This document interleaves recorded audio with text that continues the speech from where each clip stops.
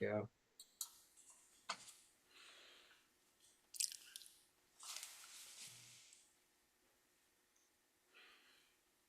And do you guys want to give folks a minute or two, couple minutes to arrive?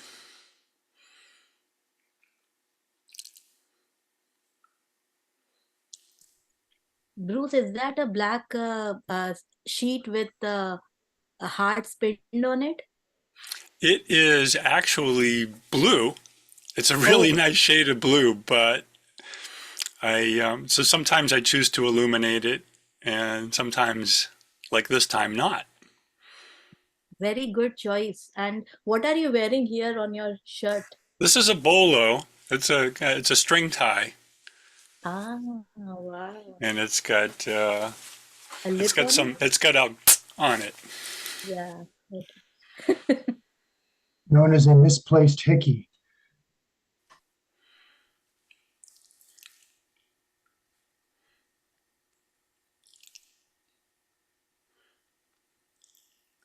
Well, we're just going to give people who are arriving a little bit longer to come, and if anybody wants to unmute and chit chat a little bit at this particular moment, that would be okay. Okay. Who was just talking just now? It was me, Ed. Oh, there you are. Okay.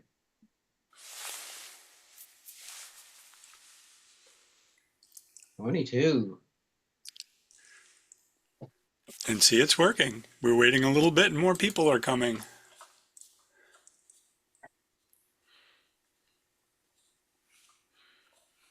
Let's see. I'm just catching up with the chat now. Can you say break a leg in Zoom? I think you have to say break a pixel or something like that. Oh, there's a convention there.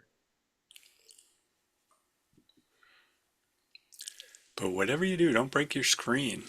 Or don't break anybody's heart.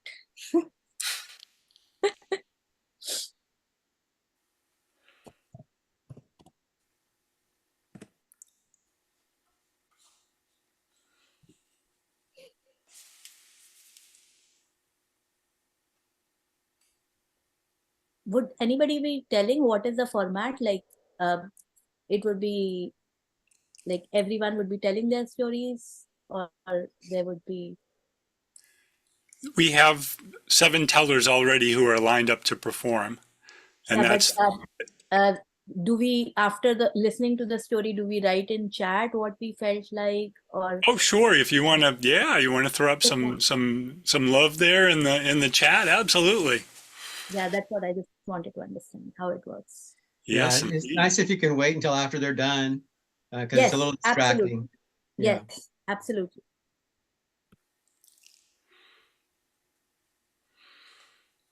But yes, performers Yeah, they like that. love to get some kind of feedback, make sure they know Yeah. somebody was listening. Yeah.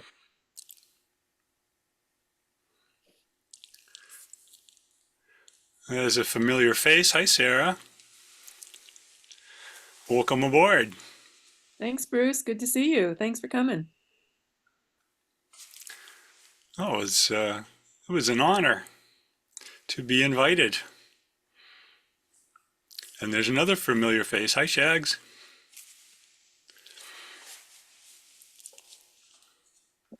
I'm muted. Hello, hello.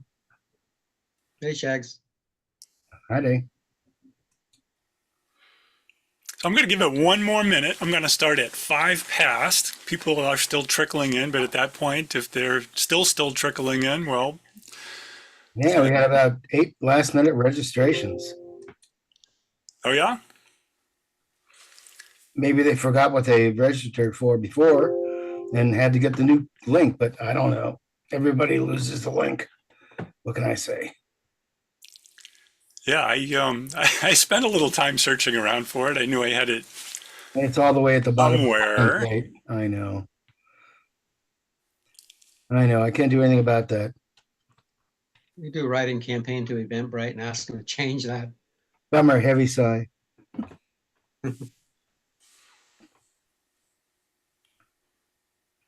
29, buddy.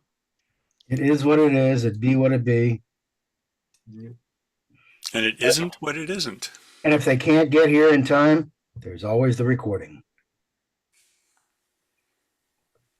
All right, which brings us up to 5 past the hour. So, good evening or morning or afternoon or whatever time it is, wherever you are, everybody, and welcome to Storytelling Association of California's genre series, Love Stories. Wow, let's see that screen get all kind of wavy.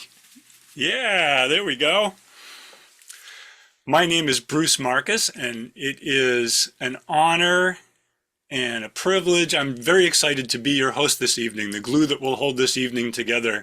And I'm in the mood for love. And we have got 7, count them, 7 storytellers this evening who will be sharing all different kinds of love stories. Happy love stories, sad love stories, funny love stories, you name it, we've got it. Musical love story, even. And without any further ado, I am going to get our first storyteller on here. Our first storyteller of this evening, our first lovely love storyteller of the evening. We've got 7 lovely love storytellers. Our first one is a retired elementary school teacher. She enjoys watercolor, reading, traveling, and tutoring, but above all her hobbies, she loves listening to and sharing stories. Now, I asked each of our storytellers this evening to share what their idea of a romantic outing would be. And so our first teller said that her favorite date is holding hands with her husband while walking on the beach at sunset. Now, I'll just mention I'm in New England, and walking on the beach in the wintertime is a perfectly nice activity, but holding hands, maybe not so much. We keep our hands covered when we walk on the beach here in New England in February. After walking on the beach, our first performer says she then likes having a nice dinner and conversation. Without further ado, I would like to bring to the little screen, everybody warm up your screens for Lydia Cruz Macklett. Welcome, Lydia. Thank you. The title of my story is He the One?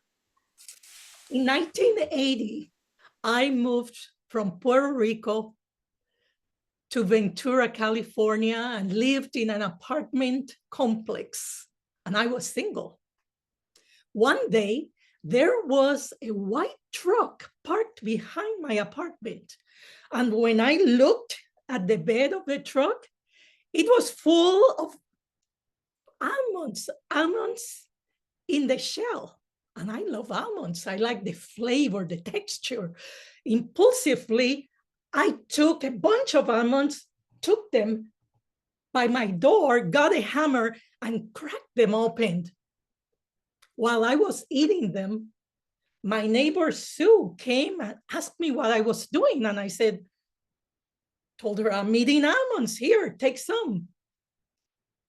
And then explained what happened. And she said, you know, I know the owner of that white truck. His name is Dave, and he's a really nice guy. He's the tall, blonde, good-looking guy. He lives in that corner apartment by the parking lot. And he's single. Oh, okay. Thanks for the information. The next day, who do you think I saw working in his truck? Yes, Dave. I was feeling guilty about stealing almonds. So I introduced myself and confessed. And I said, you know what? I want to pay for the almonds. And he laughed at me and said, no, take as many as you want. And then we kept on talking. At the end of the conversation, he said, well, since you like almonds so much, why don't I take you to Santa Barbara? I know a beautiful almond grove there. And I asked, okay, when? And he said, how about this Saturday at 8 in the morning? Okay, see you. That was the first of many dates.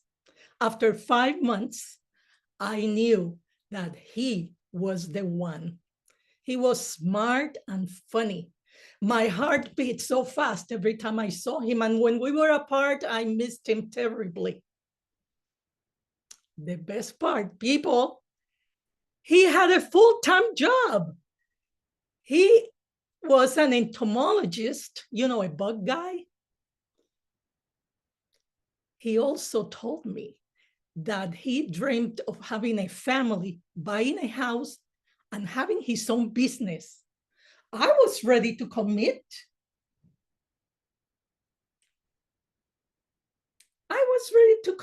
But I don't think he was. On my birthday, that was around the corner, I thought, wouldn't it be great if I got a small box with a ring? But on my birthday, he brought a big box. And when I opened the box, it was a dictionary. A dictionary? Who gives a girlfriend a dictionary? Just because I ask about idiomatic expressions and high vocabulary in English, that's no reason. But I thought, he's just practical. He is the one. Be patient. A month after that, Dave called me and said, Lydia, I have something important to tell you, but I have to do it in person. I thought somebody died. When he came to the door, he looked very serious and very sad. And I said, what happened? Sorry, Lydia, I have to tell you that we need time apart. Okay, how long do you need? 2 or 3 days? No. I want to break up. What? Why? I'm not ready. Can I do something? Can I do something to solve the problem? But it's not you. You're a wonderful woman. It's me. I just want us to be friends. All of a sudden, my Puerto Rican blood boiled over. And I said, you know that I love you. You said I can't help it. You made up your mind. In that case, I don't want to see you. I don't want to talk to you. Don't call me. Don't contact me. And I will never be your friend. Goodbye. And he left. And I remember being behind the door, completely numb. I was completely blindsided. All of a sudden, this dark blanket of sorrow, despair, and pain came over me. I saw my future crumbling right there in front of my eyes. And I began to cry, and I cried and cried for days. My heart was broken. I would go to work, come back and cry. That lasted 2 or 3 days. The problem was that he was my neighbor. So every time I go out to work or when I came back, I would see him. And after a couple of days, he started saying something to me, but I completely ignored and kept walking. If he called me on the phone, as soon as I heard his voice, I hung up.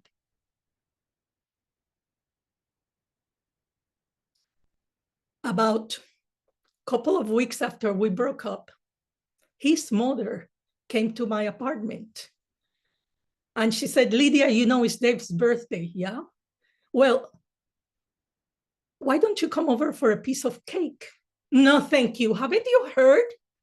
She said, I know, I've heard. But listen, Dave is a mess.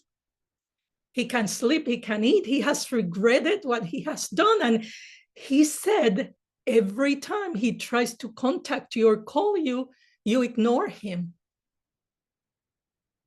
listen, I know he broke up with you, but we didn't break up with you. And you know, we love you. Can you just come for 2 minutes to the apartment just to say hi to the family? And the kids are there, they're asking for you. Well, I'll do it just for you, but only for 2 minutes. And then she said, but Lydia, let me go ahead. He doesn't know that I'm here. So let me go before you. Come in about 5 minutes. I said, okay, I'll do that. So I knock at the door. Dave opened the door and he was frozen. He froze. And we look at each other and he smiled. And when he smiled, it was like the sunshine came back to my life. And we embraced each other and we both cried and he apologized for being so dumb. And I accepted the apology and we were back together. A couple of weeks after that, Dave told me he had a picnic planned, a sunset picnic, and that he would take care of everything. It was a beautiful day. One of those sunsets, like a masterpiece with the red, orange, and yellow. The sounds of the wave were so relaxing. And the salty ocean made our kisses more delicious. And all of a sudden, he dropped down on one knee with a little box. And he said a whole long speech. I don't remember anything. I just remember saying that he said, would you be my wife? And I said, yes. A few months after that, we got married and then later had our child, Elizabeth, who is the best version of both of us. We've been married for 41 years, people. Woohoo! He has given me still weird presents, very practical, like umbrellas and flashlights. I still have that dictionary, but he has given me so much more valuable gifts, like unconditional love, respect, loyalty, reliability, devotion. Is he the one? Yes, he is still the one. Thank you. I have to stop clapping so I can unmute myself. Well, that was utterly charming, and you look so happy when you tell that story. Relationships are really a matter of timing, aren't they? Absolutely. People have to be in sync or they're sunk.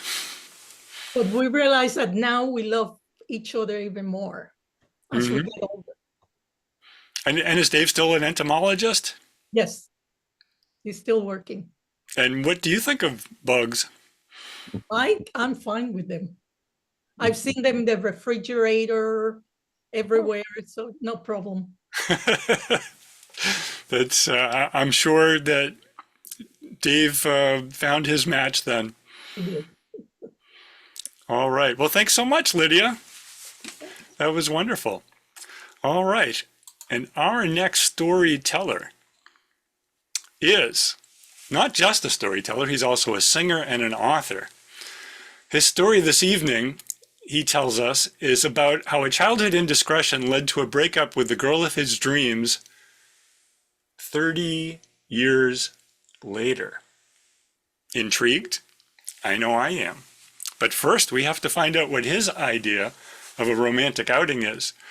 He says his ideal romantic retreat is a 3-day weekend in a small, remote seaside town along the California coast, overlooking the Pacific. The only thing I can find wrong with that is a 3-day weekend is just not enough time. Sounds wonderful to me. Please, everybody, let's give it up for Brother Ben, aka Brother Ben Tucker. Good evening, everyone. Candy, how I love my sugar candy. My candy's always handy whenever I need sympathy. You know, when I was a kid, I had a serious Candy Jones. I was addicted to candy. Now, I grew up in San Francisco housing project, low income, but it was a really self-contained all Black area. And it was a village. It was a village before that term, it takes a village, because the kids in that housing complex, we were very watched over. Now, I'm from a family of 8, 6 kids, 3 boys, 3 girls, and money was scarce. It was scarce as hen teeth. So we never got any kind of allowance. So I always did these little chores around the projects. And one of my main chores was going to Mr. Charles's neighborhood store for our neighbors. And they would give me a nickel, a dime, and I kept a little jingle in my jeans. And what did I do with those nickels and dimes? Spend it all on candy. And Mr. Charles had this big display of just about every kind of candy in existence in that store. And my purpose in my little young's life was to eat my way through his candy inventory. Now, about that time, I turned 8, and I really wanted to have a birthday party, but my mom said, no, we can't afford it. So she made me a homemade cake, which my siblings ate most of, and my father gave me a quarter. But I was not satisfied. Now, I had a group of buddies. There was about 10 of us, and whenever we got some treats, we would always share with one another, and that was our bonding. But one day, one Saturday morning, I never will forget it, my father left out to go shopping, and he left his wallet on the bedpost in their bedroom. And I happened to wander by, and I saw it. And I leaned over, as every little curious kid would do. I picked up the wallet. It was big, it was bulging. And I opened it up, and lo and behold, there were all these greenbacks. And I was like blinded. I'd never seen so much money. And without thinking, plucked out a bill, shoved it in my pants pocket, and put the wallet back and walked directly to Mr. Charles's store. Walked in the store, bellied up to the counter and slapped my money on the counter. And I told Mr.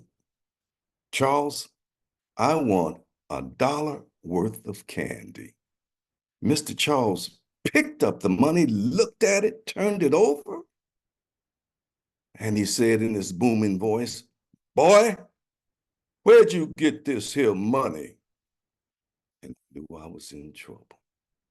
I said, I just want $1 worth of candy. He said, this is not $1. This is $20. You see this? 20. Where'd you get the money? Then I knew I was in big trouble, and I got into lying mode. I found it. I found it. He called the butcher over from the meat section. He said, hey, Felton, come over here. I want you to mind the register. I'm taking this boy home to his mama. And Mr. Charles grabbed me with his big hand and snatched me.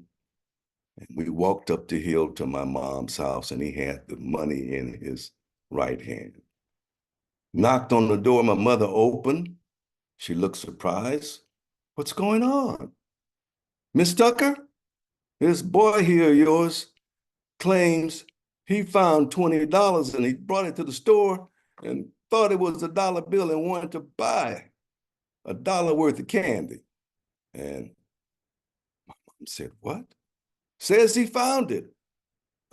Freddie, where did you find it? That was my nickname with the family members. And I lied again. I hated to lie to my mother, but I lied. I found it, Mom. I found it. She said, where did you find this money? And I went out and showed her, made up a spot and pointed. I found it right there in these bushes. And my mom's very religious. Said, oh, Lordy, we could sure use this money. Thank you, Jesus. This is really going to help our budget. Walk back home, my heart's pounding, my legs are trembling. And just then, my father storms back in the house. Ruth, have you seen my wallet? I went to the store, bought all these groceries, and my wallet wasn't there. Where's my wallet? He went in the bedroom, found the wallet. Opened the wallet up, pulled it out, counted the money, stormed back in. Ruth, did you take $20 out of my pocket? She was incensed. Of course not. You know I wouldn't do that. I have my own self money. I work. She said, but Freddie found $20. And hearing that, my father rushed over to me, pulled off his belt, and gave me the whipping of my life. So much so that my mom had to intervene and say, that's enough, that's enough. And I was literally sick. I took to bed. My mom watched over me. She never admonished me. But the next day, she looked at me and she said, I am so disappointed in you. And people, that hurt me more than that whipping. It really did.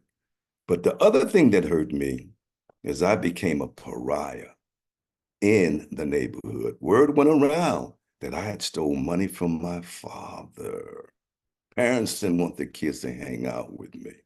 And the hard thing was when I went to the store, Mr. Charles threw me out.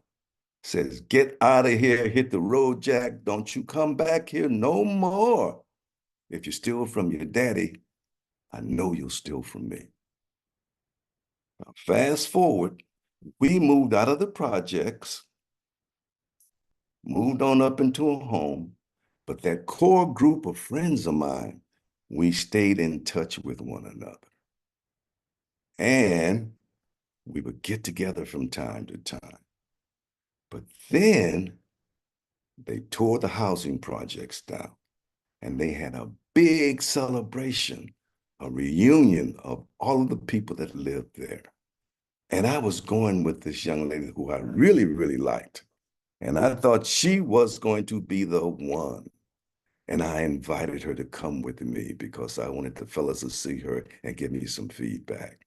And so everyone was there. Our park and rec director was there, some of the teachers, and even Mr. Charles.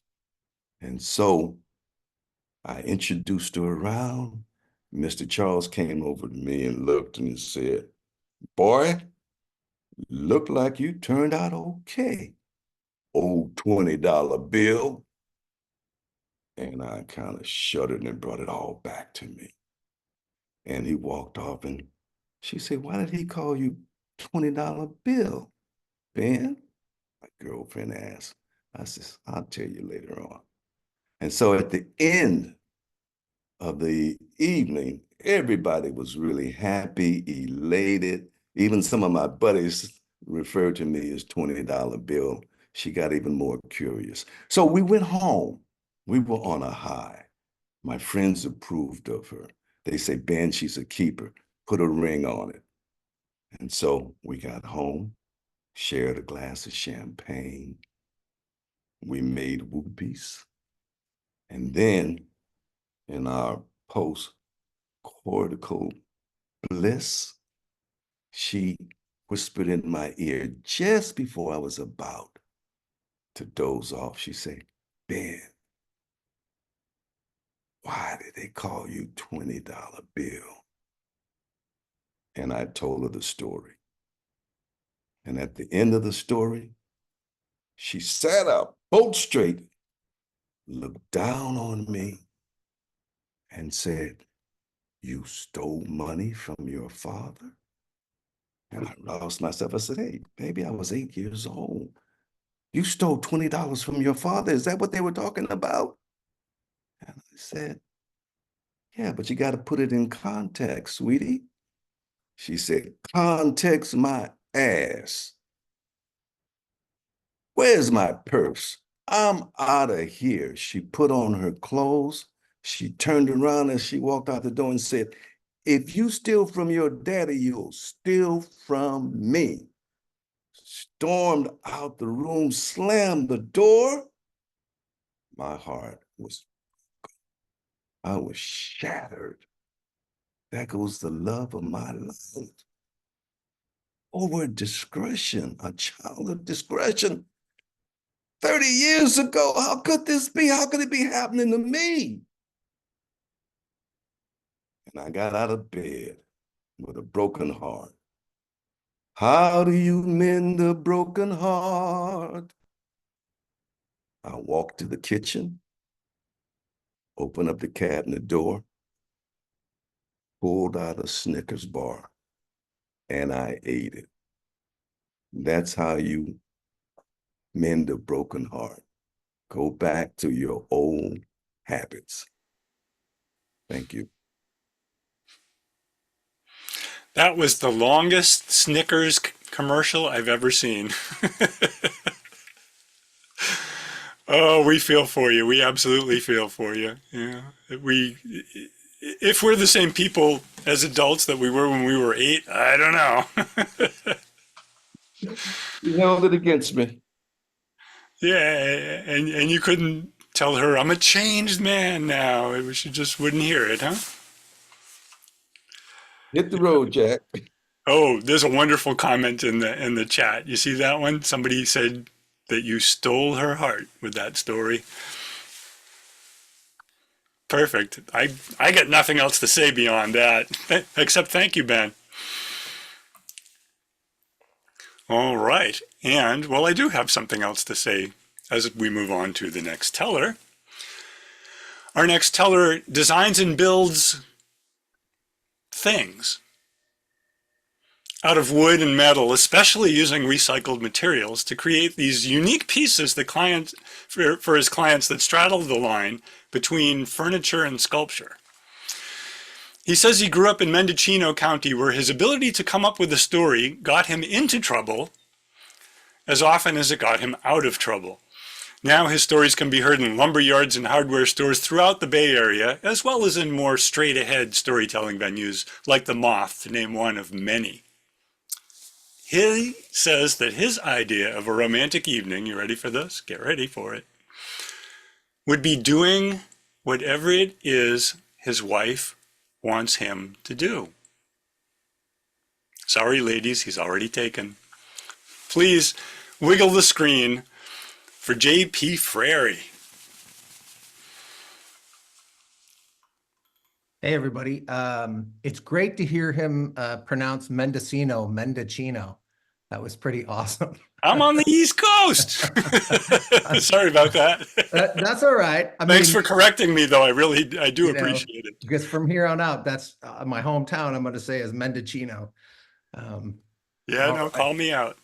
Well, I met Nora at a book club, and I was working construction at the time, and I really wanted to read more, and so I joined a book club, and she actually taught literature at USF, and she could have lorded that over everybody in the book club, but she didn't. She was really cool about the fact that she actually taught what we were doing, and she was very smart, very funny, and I was surprised when she asked me out.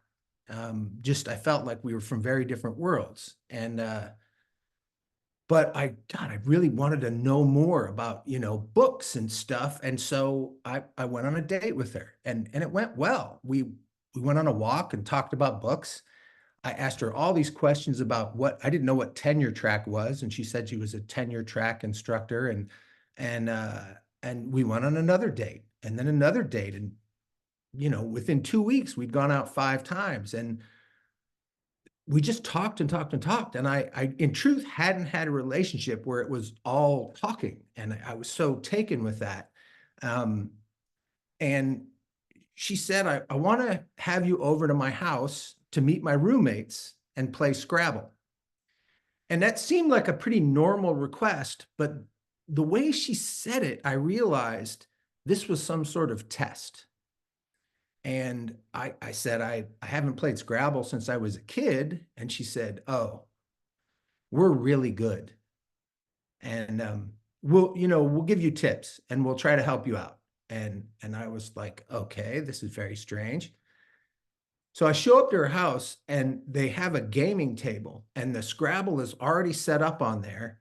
And it's some edition of Scrabble I've never seen because the whole board rotates. So when it's your turn, it's straight up and normal for you. You're not looking at things upside down or sideways. And the letter trays are really nice. And her 2 roommates come in, Carol, and I shake Carol's hand, and Carol shakes my hand, and it reminded me immediately of when I was on the high school wrestling team. And you shake a guy's hand right before the match because it was a firm handshake. She made direct eye contact, and the eye contact said, good luck, but you're going to lose. And I'm like, all right. And then Angela comes in, and Angela, when we shake hands, something happened. And it's never happened to me before since, but I felt electricity. I felt something. And I looked up at her and she just looked away and turned her head sideways. And she had her hair pulled really tight back.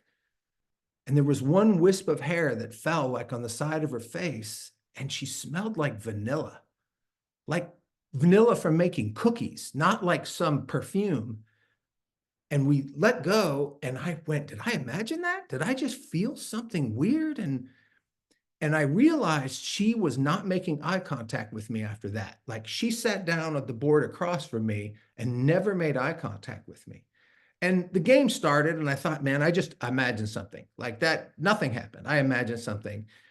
And immediately I realized, like, I'm going to lose by a lot.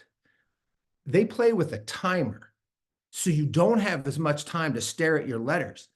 And I'm trying to just spell words.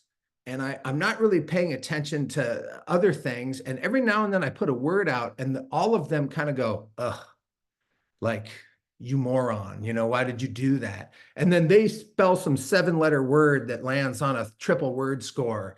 And by the end of the first game, all 3 of them have over 300 points, and I have 85 points.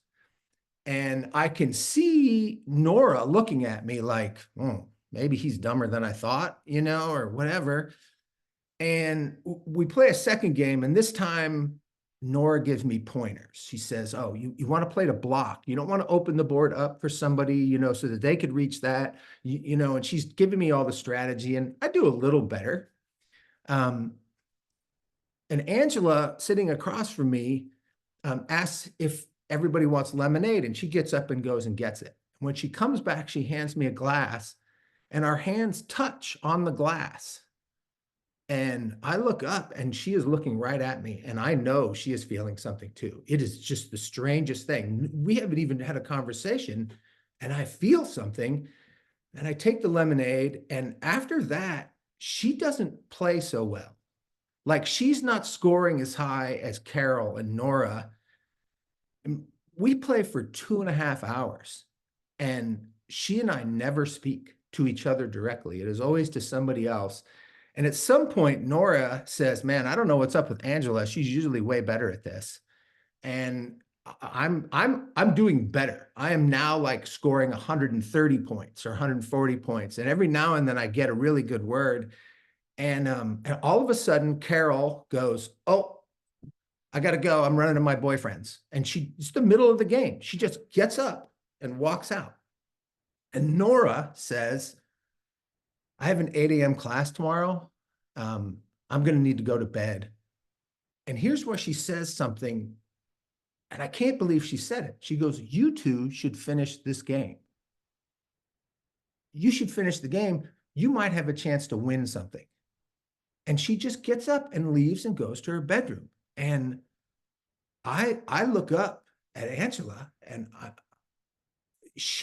we're both like, something is happening, and I say, let's start again. And let's draw 10 letters instead of 7, so I have a chance. And she says, oh my God, that's great. Let's cheat. And so we each take 10 letters and we start playing. And then she takes 2 letters and puts them in the far corner of the board. And the 2 letters are H-I, hi. So I get 2 letters and I say hi back. We have not had a real conversation yet. And I am like, oh. So I put, I feel. And she puts yes. So I reach over and start flipping all the letters that are upside down, right side up. So I have more letters to pick from. We aren't playing the game anymore. So I spell Nora.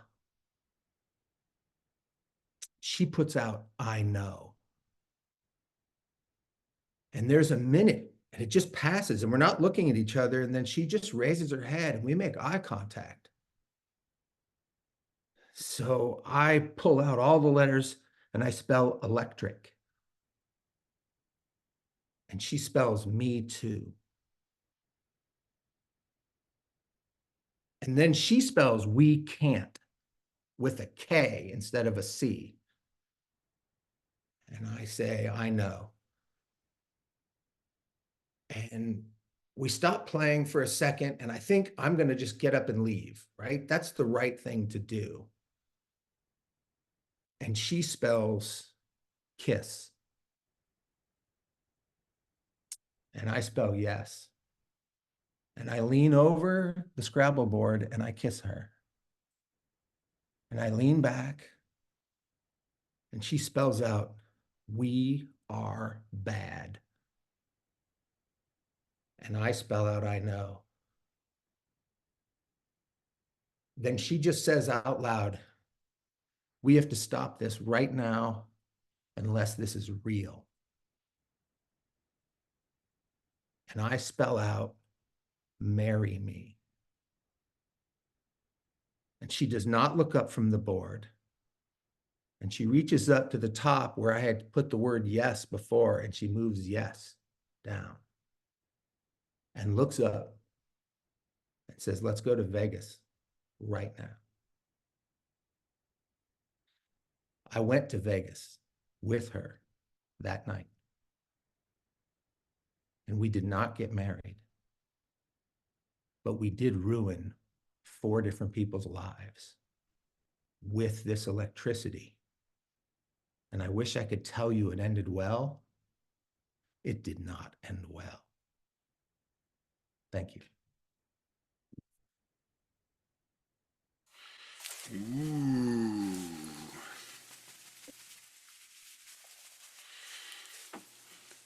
I don't know if I've heard about such an erotic Scrabble game before.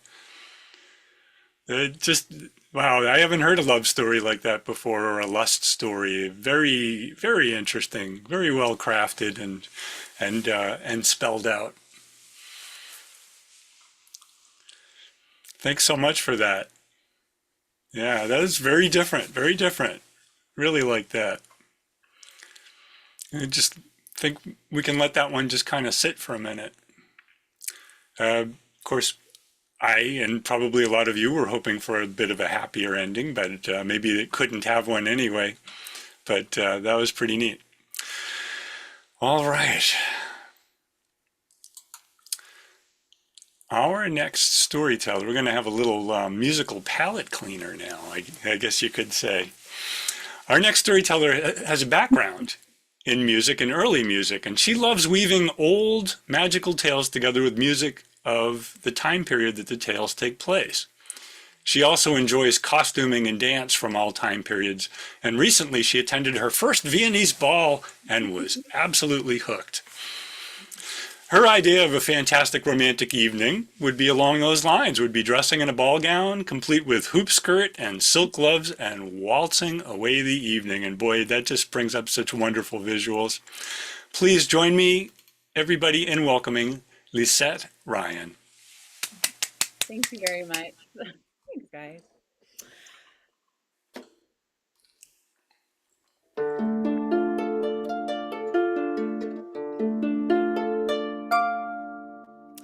The story I'm going to be telling this evening is The Power of the Harp, and I've adapted it from a series of medieval Swedish ballads.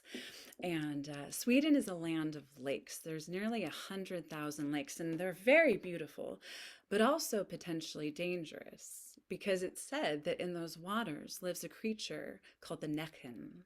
And the Näcken is a shapeshifter, and he's a master musician, and using his charm and his music, lures women to their watery demise. And so it was for a young woman named Kirsten, who had lost both of her sisters to the Näcken. And she knew this was true because she dreamed it nearly every night.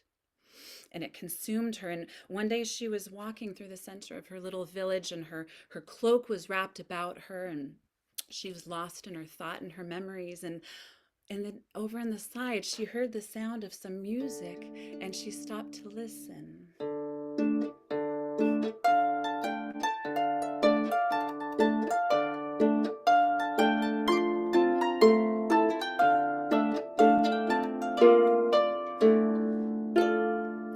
And it made her feel happy, and it made her feel joyful. And she walked over and she saw this young man playing, a young, rather handsome man who was playing. And she watched, and finally he stopped, and she sort of took down her hood and walked up to him and introduced herself as Kirsten and told her how much she'd enjoyed his playing. He rather shyly thanked her for that, and he introduced himself as Peter. And so Kirsten and Peter started talking, and before long it felt like they'd known each other their entire lives. They just had that kind of connection. And the sun was nearly set by the time Kirsten realized that she had to leave. She had to go home. And rather reluctantly, she took her farewell of him, but promised that she'd be back the next day. So she went home, and her heart was fluttering, and she finally fell asleep. And that night, her dreams were pleasant. They were peaceful.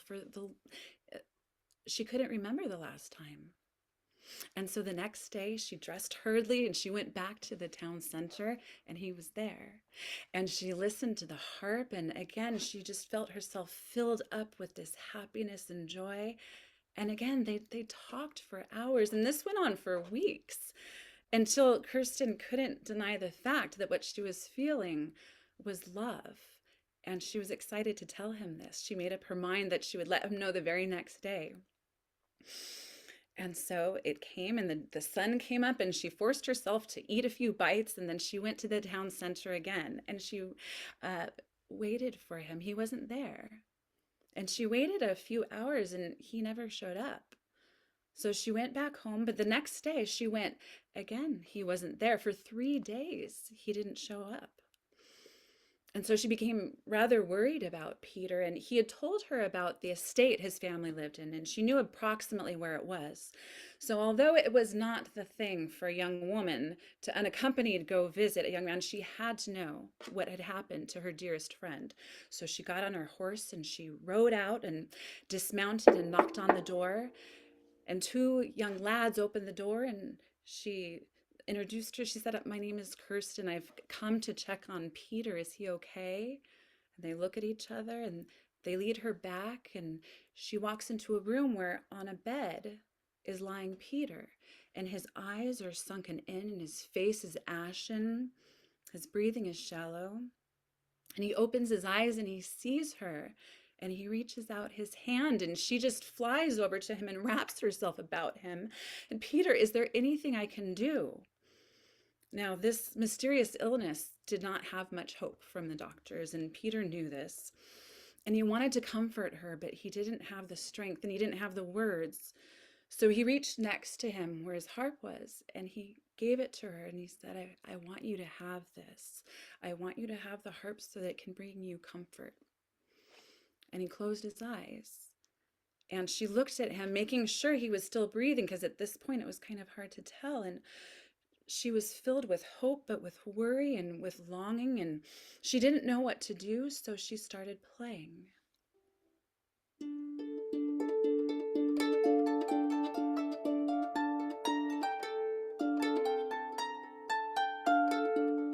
And as she was playing, she looked over and it looked like a little color was returning to his face. So she continued to play, and all night long she sat by his side playing, and until in the morning the dawn rose and he opened his eyes and he looked at her and he said, "Kirsten, I've dreamed about you. You're my angel. You've saved me." And indeed, his health had come back to him, and they embraced each other, and they decided that they wanted to be together forever. And so immediately the wedding preparations were made. And the whole town was all aflutter with it, and the household was very busy. And one day Peter came back and he saw Kirsten, and she was sort of slumped over, shaking with sobs. And he came up to her and he sort of approached reluctantly because he didn't know.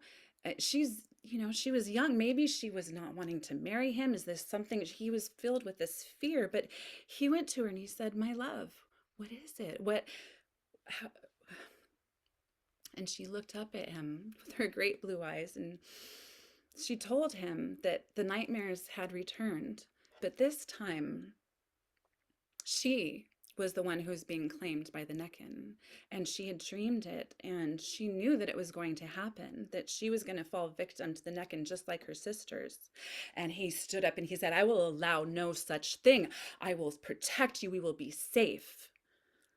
And so she felt somewhat better. They continued the preparations for the wedding, and the day came, and there was a small bridge on the way to get to the church. And Peter made sure that there was a retinue of knights ahead of them and behind them. They were going to be safe. And they started across the bridge.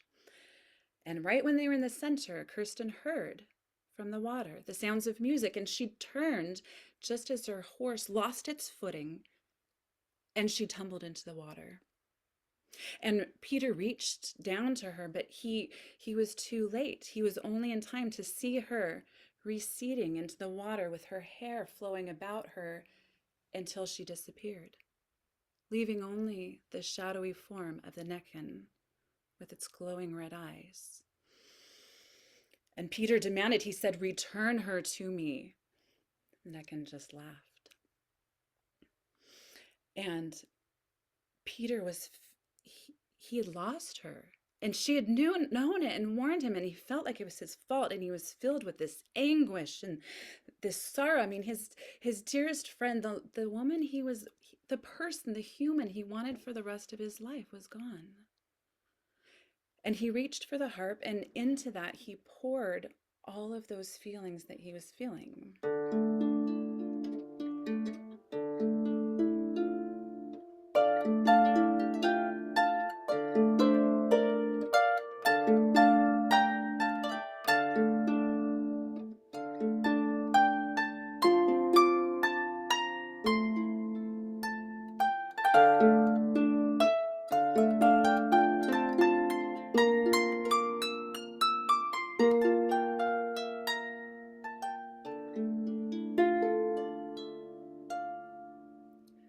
And the Necken felt waves of that sorrow coming onto him, not just from Kirsten, but from all the lives he had disrupted, all of the families, of the anguish, and it was waves, and he tried to go beneath the water to escape it, but he couldn't. And so he rose to the water and he looked at Peter and he said, "Make it stop. I don't want to feel this anymore. I will give you anything. I will return her to you." And Peter said, "Yes, but I would have you return her sisters as well."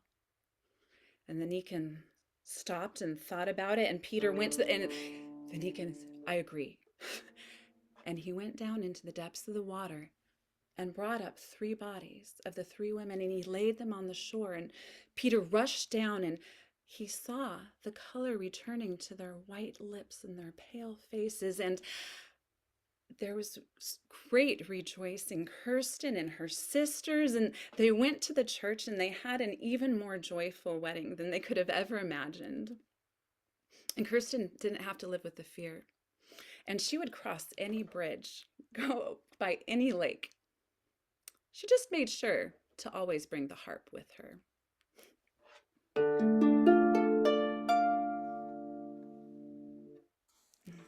Yeah. The Power of the Harp is the name of that story, and was the palpable element in that story. That was just absolutely beautiful playing, weaving that in with the story. Yeah. Great stuff. Well, thanks so much for that. Thank you. It's my pleasure. All right. Well, now. That was a really good musical palate cleanser and a wonderful story. All right, our next teller.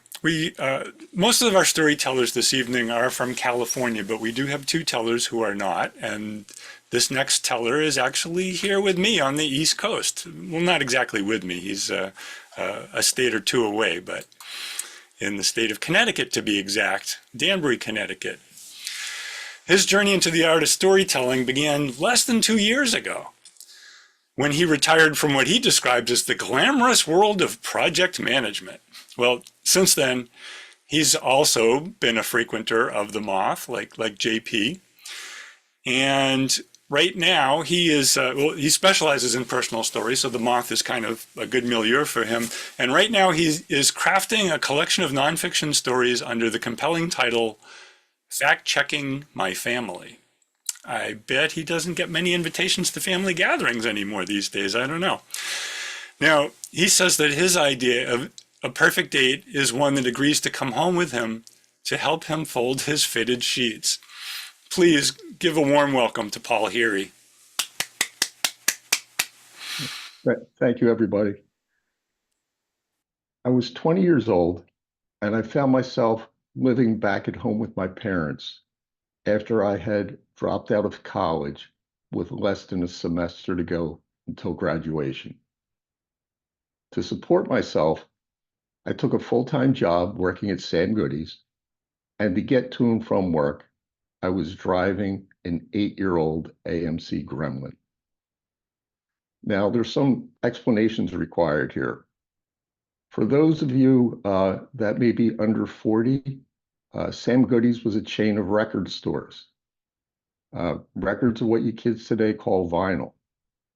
Well, one day in work, I noticed that there was a cute new trainee in the 45s department. For brevity, 45s, small vinyl.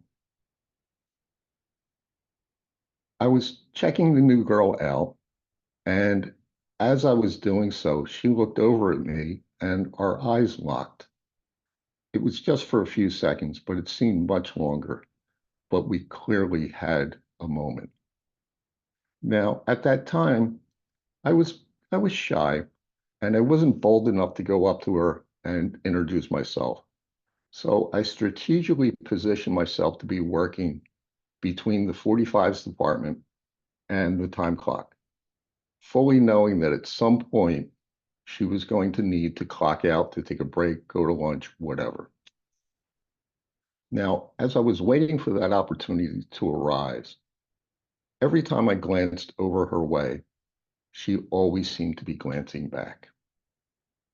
Eventually, I saw her approaching. So I cleared my throat, gathered my courage, went up to her and introduced myself. She just greeted me with a big smile and said, "Hi, I'm Andy." At that point, my eyes just locked in on her gorgeous, deep brown eyes. Over the next few days, few weeks, Andy and I started taking breaks together, going to lunch together. And I actually was at the point where I was looking forward to going to work, just because Andy was there. We were actively flirting with each other. Now, I was still trying to get up the courage to ask her out on a date. But again, I was shy and I wanted to have a good excuse to do so. And then an opportunity came up and I took advantage of it. A party was being held for my cousin who was in the country from the UK. So I went up to Andy and asked her if she'd like to go with me. And she enthusiastically said yes. Now, my anticipation turned into anxiety because I wanted this to be a perfect date. So let me tell you what the party was about. My cousin was in the country and he was being deported for an outstanding marijuana offense in the UK. In my family, that was a good a reason as any to have a party. So Andy said, yes, I'll go, explained everything to her. So we're waiting for it and we're coming up to the date. And that day, one of my other coworkers, Carl, reminded me that I had promised to drive him home that evening. So I checked with Andy. She said, yeah, that's fine. We can drop Carl off and then head to the party. So that's great. Now, I mentioned that I was driving an AMC Gremlin. Now, a 1971 Gremlin was not a great vehicle. It was probably one of the worst cars ever made. And my Gremlin had a few quirks. One of the quirks of my car was that the windshield wipers worked sporadically. So the day of the party, Carl, Andy, and I are all leaving work. We walk out of the mall, and it starts to rain. We get to the car, and I tell Andy, I said, Andy, can you get into the back seat? Andy looks at me questioningly, but I was like, I'll explain it to you in a minute. So Andy gets into the back seat. Carl gets into the front. I get in the car. I tell Carl he's got to roll down his window, the crank windows in the car. And every time that the windshield wipers stop, he's to reach out around the windshield and grab the windshield wiper and start it moving again. So we take off. It starts raining heavier, heading towards Carl's house. It's not, Carl is doing a pretty good job, but it's not long until he is absolutely soaking wet from the waist up because he's pretty much laying across the front of the car to make the windshield wipers work. Then something hits my mind. I'm thinking, this is not going to be the perfect date if I need to ask Andy to take over Carl's duties after we drop him off. So I came up with a plan B. I would stop by my parents' house and grab my dad's Ford. The Ford was nothing special, but the windshield wipers worked. So after I got the keys to the Ford, go down to the car, I open the front door to let Andy in the front seat. Carl gets in the back, and we drive and we drop Carl off. After Carl leaves us, Andy slides across the big bench seat of the Ford, cuddles up next to me, looks up to me with those gorgeous brown eyes, pauses, and then says, we could have taken my car. From there, we're driving to the party. And then I'm thinking, there's another problem here that I haven't really thought about that's going to hold this up from having a perfect date. Andy's going to meet members of my family. My brother was a stand-up comedian. My sister was an actress. And my cousin, well, my cousin was a fugitive. So at the party, my siblings and my cousin took it easy on me. They didn't get on my case too bad. And then afterwards, I'm driving Andy back, and she says to me, that was great. That was a lot of fun. I had a really good time.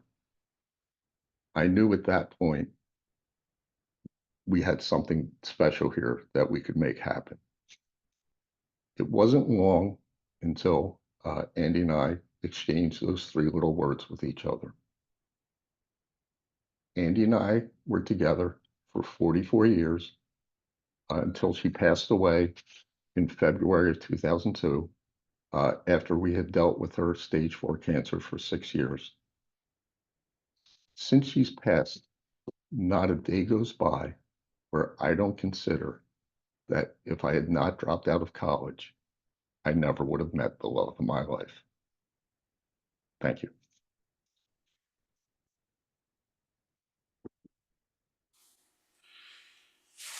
Very nice, Paul.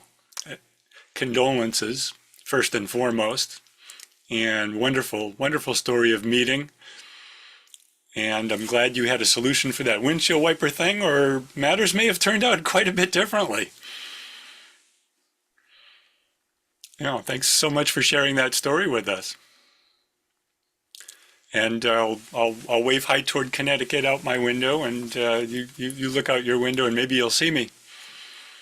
The states are a lot smaller here in New England for the most part than the state of California.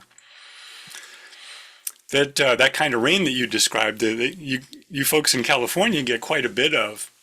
And at this exact time last year, I was in California, a little town north of, just south of Santa Barbara called Carpinteria. Some of you might know the town.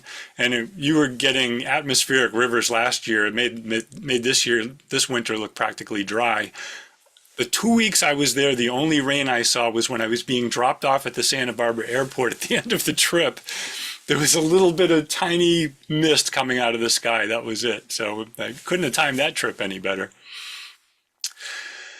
All right. Which brings us to our next storyteller, who is back in California. And this storyteller, by day, she works as a software engineer. And by night, she dabbles in storytelling and dreams. Introductions are to set expectations, and I think this will set expectations very nicely for this storyteller.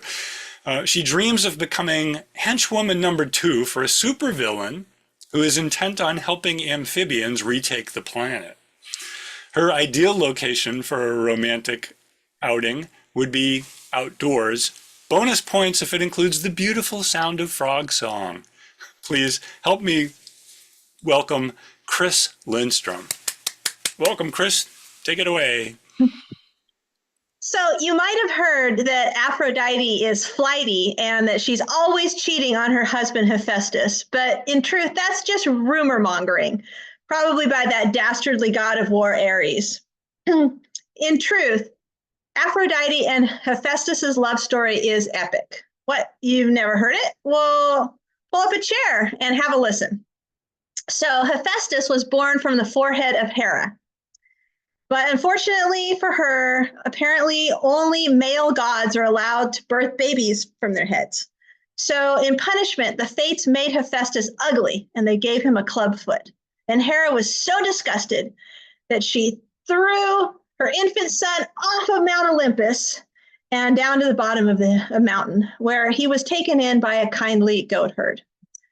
As he grew up, he discovered that he had an affinity for fire and the forge. And pretty soon people were coming from all over to get his horseshoes, his arrowheads, his swords, his pots, his pans, his hammers, everything he needed for civilization. He even made jewelry. He made himself a dazzling pair of armbands.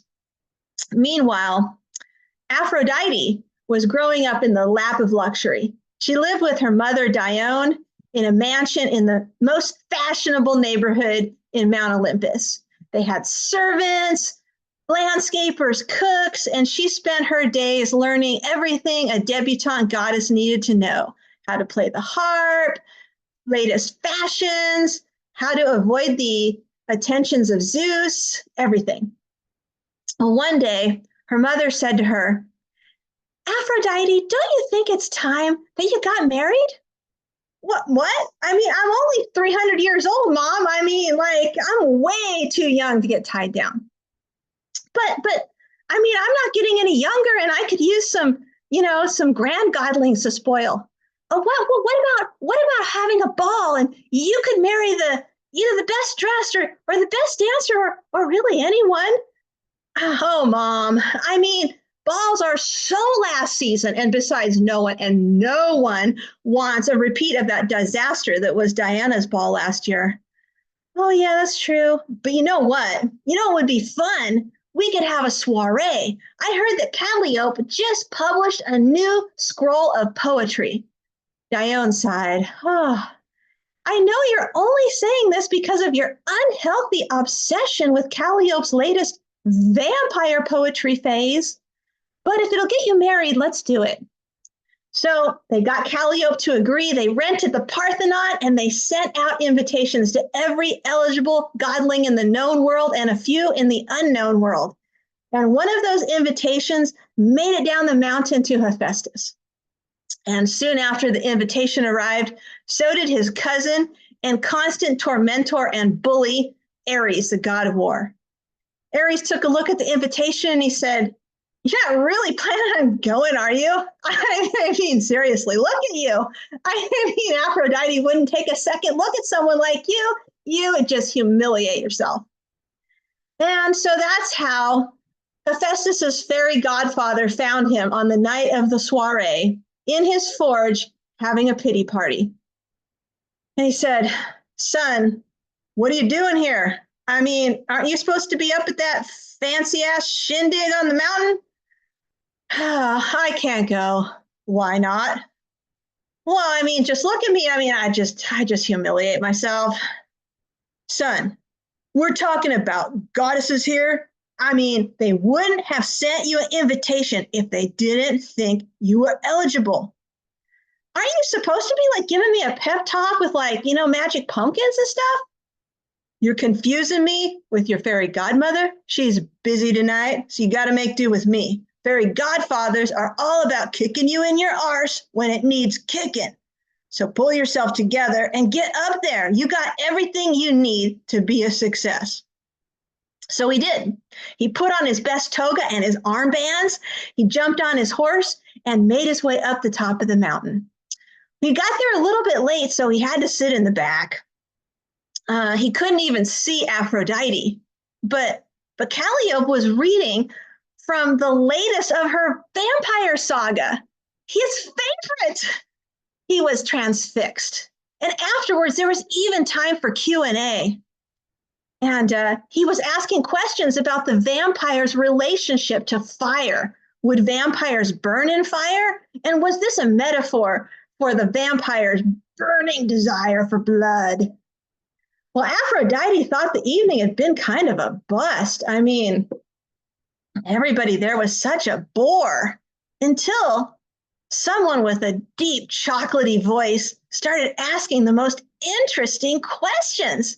I mean, she had to see who this was. So she stood up, but she still couldn't see because it was so crowded. So she began making her way through the audience to the speaker.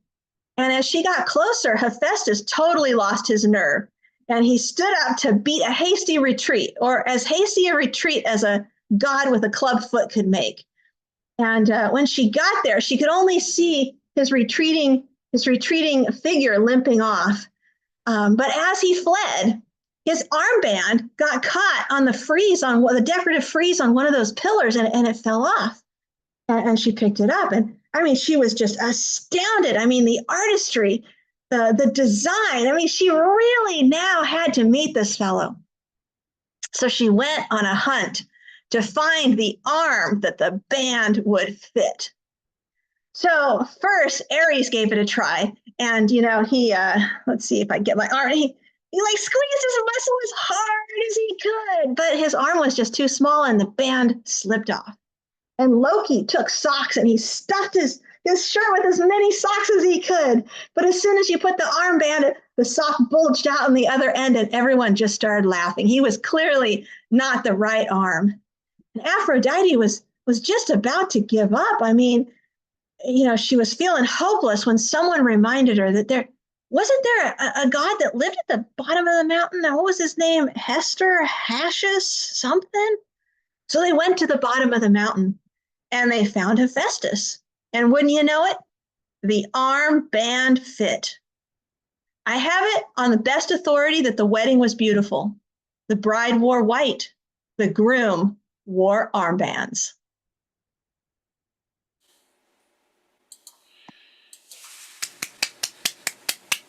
Now, why couldn't the classics be more like that when I was in school? And I'd really like to see that particular version in front of, say, an 8th grade class, maybe a 5th grade class, a 3rd grade class. It could be really interesting.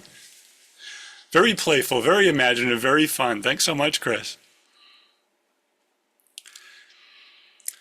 All right. I am sad to say that we are down to our last storyteller of the evening. And before I bring him on, I just want to thank Storytelling Association of California and my friend Ed Lewis, who I have had the pleasure of first meeting on Zoom and then in person when he made his epic cross-country trek last year, for inviting me to be here this evening to serve as your host. Really appreciate it.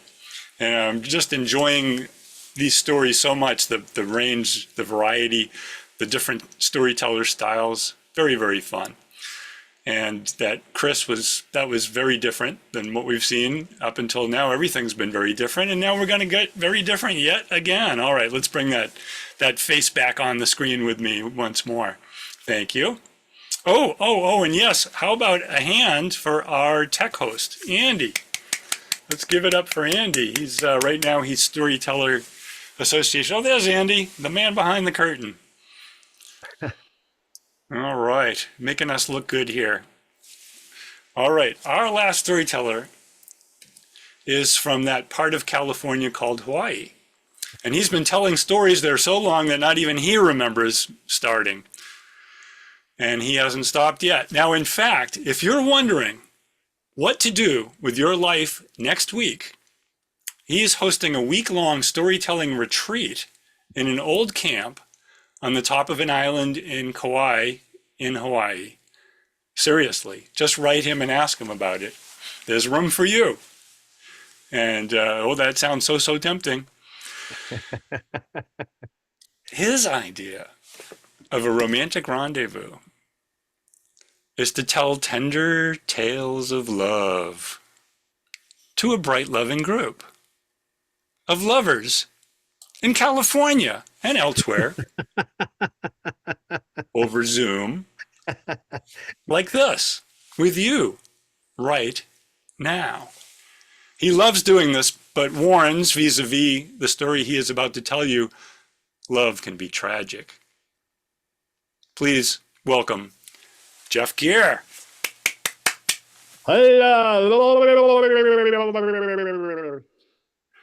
Easy for you to say. I can't wait to hear what he's going to say. Love is not always kind, not always a joy, as many of you know very well. I do speak to you from Hawaii, where it is now 6:15. And in Hawaii, I have had the pleasure to put together many storytelling events. I have known 3 people of exceptional quality and uniqueness. One is Makia Malo, who had leprosy, Hansen's disease, blind man, thumpy, big Hawaiian guy, 300 pounds. You'd walk in and people would go, ugh. And then he'd tell a story and people would start to laugh. And then he would start to laugh and there would be this feedback mechanism. Phenomenal guy, Makia Malo.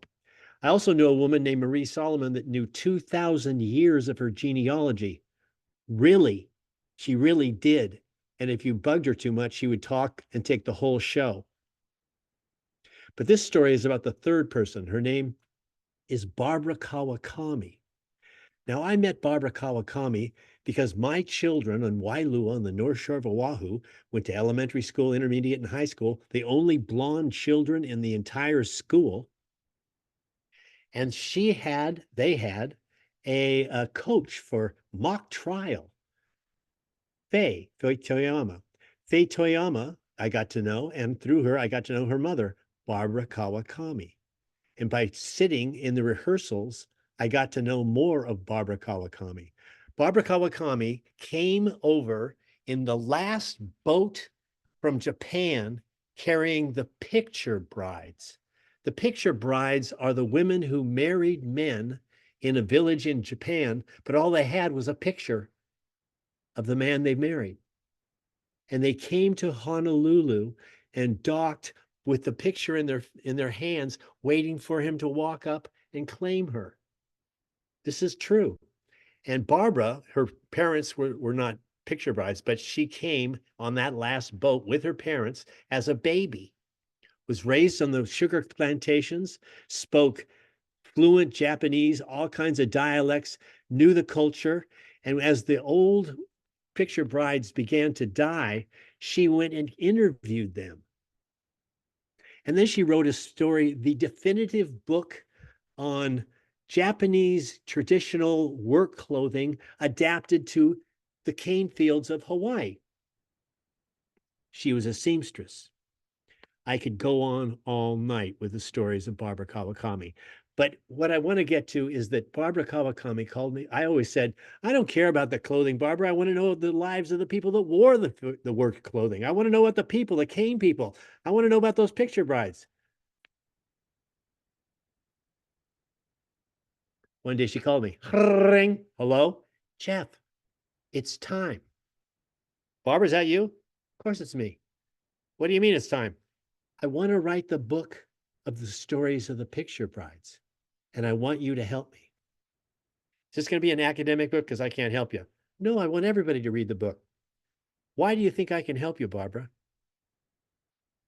Because you know story, because you don't know Japan, and you'll ask all the obvious questions that everybody needs to know. You love me, and I know you won't give up. Okay. Barbara would give me a box, I mean a box of old clippings, a note she'd taken, mimeographed articles, just this bric-a-brac of a collection of a lifetime of saving little clippings out of newspapers. And she'd say, I don't know how to organize it. You do it for me, Jeff. You do it. So I'd get and paste them together on sheets of paper, and then I'd give it back to her and say, now just type it up. That's the way that I see that it would all flow together. Then I learned that she typed like this. Type, click. She typed with one finger on one hand and one letter at a time. Never mind, give me back the box. I'll type up the rough draft, and it's your book. You do the specials. I'll just get it started. We went that way for 7 years. The book finally got printed. It got all kinds of awards, blah, blah, blah, blah, blah. That's not the story I want to tell you. That's just the setup for the story that I want to tell you. You might remember this is a story about love, right? Well, every now and then, Jeff, I'm ready, but I can't. There's one section I can't get. I'll come up. Okay.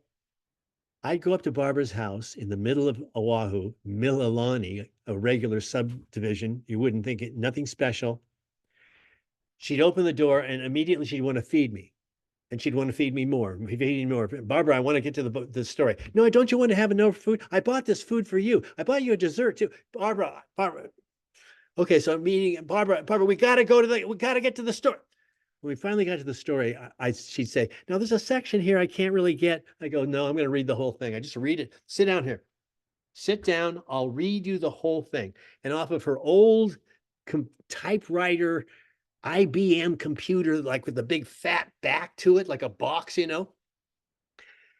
I'd start to read her story, and I'd get to a part and go, Barbara, I don't quite get this part. What do you want to say? Oh, I didn't do it so good. Well, just tell me. I type. Uh-huh.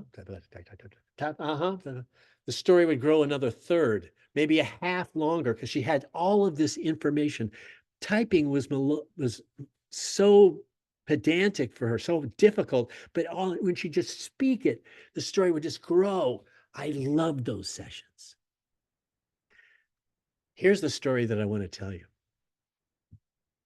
One day, again, she's forcing food at the table, trying to avoid going over her story.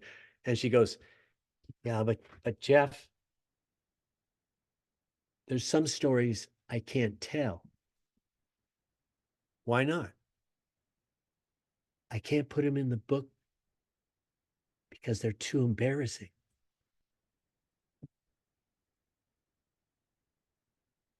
tell me. She starts to tell me about the girl next door. Now, Barbara's father died when she was a little girl. There were 7 kids who suddenly had no means of income because the dad had died.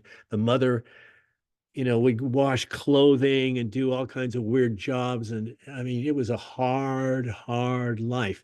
And the neighbors had one daughter that was about Barbara's age. Barbara would try to play with her, and her mother would come out and say, "Get off the get in here, get in here, get in here. Don't play with that girl. Shame, shame, shame. What do you mean? Shh, just don't play with her."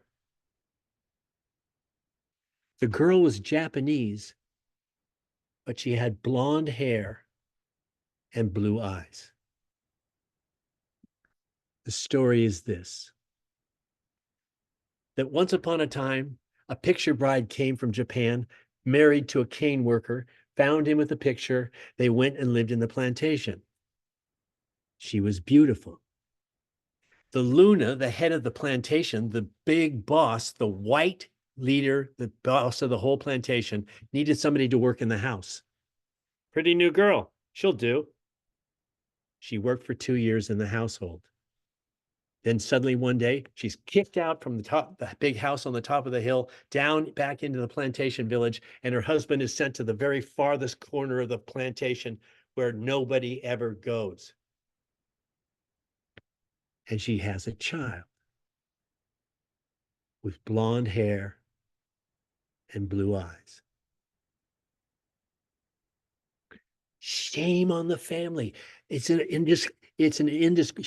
ashamed. So she gives up the child. The neighbors are barren. They can't have a child. So they take in the girl with the blonde hair, blue eyes, Japanese skin. And she grows up to be gorgeous, beautiful, stunning, original, unique. She's so beautiful, people stop in the street and look at her. And her parents go, "Dang, we're going to get out of this cane town. We're going to bury her off to a banker, a white man in Honolulu. We're going to get out of this red dirt town. She's our ticket out of here." And Barbara, telling me the story, goes, "But love has its own ideas." The girl was already in love. She was in love with a cane worker. His name was Blackie because although he was Japanese, he was so burnt by the sun that his skin was dark, they called him Blackie. They were in love. And Blackie came to the door one night with all of his courage. He knocked on the door. Father opened it. "Yeah? Who are you? Why are you here?" "Hello. My name is Blackie, and I'm in love with your daughter, and I marry her. I want you to give me permission to marry her." You, brother, it's never gonna happen. We're gonna marry her to a white man, a banker, get her out of this plantation, and we're going out of here too. She's a ticket to ride. You forget it. Forget it. Go away. I'm gonna shut the door. I don't ever want to see you here again.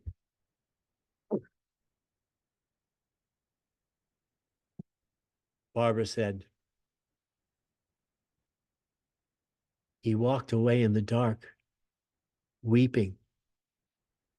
His heart was broken, but so was hers. She felt respect and obligation to her parents. They had taken her in. She knew the story. She was orphaned, but they had given her love. But she also loved the man crying, walking down the street. Barbara, she found a way out.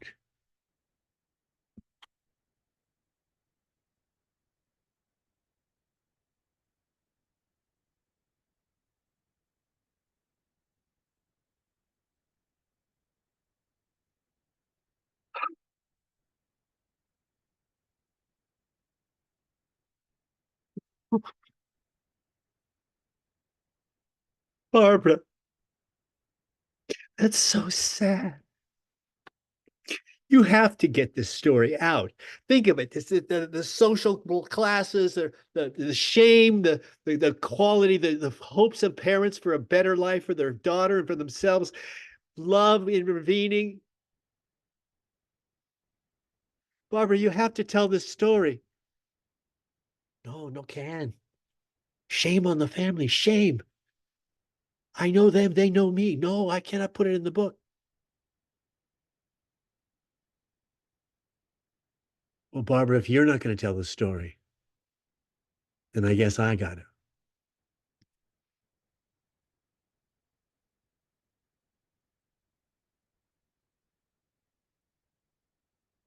This is a true story told to me by Barbara Kawakami at her kitchen table one time. Never reported, never written. Love can be cruel. Love stories like this make you think about the whole thing.